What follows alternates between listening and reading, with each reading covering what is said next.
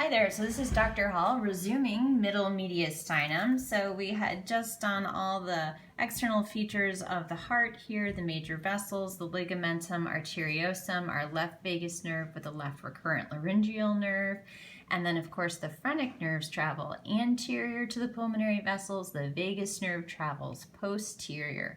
I've now removed the phrenic nerve so that we can look at the pericardium.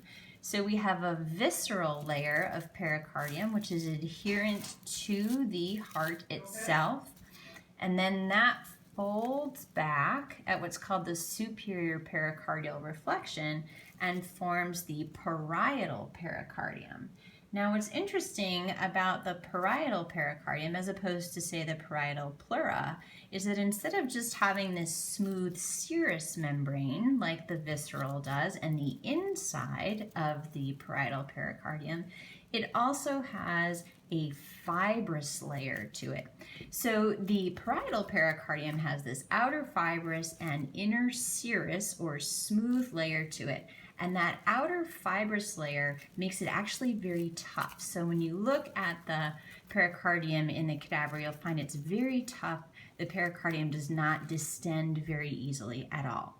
So let's just do a quick review. Oh, and so the phrenic nerves would be here traveling anteriorly. We have the fibrous layer and the smooth side of the parietal pericardium, the visceral pericardium. We have the left and right auricles, which are appendages off of the atria. We have the coronary sulcus with the right coronary artery, the anterior interventricular sulcus with the left anterior descending or anterior interventricular artery.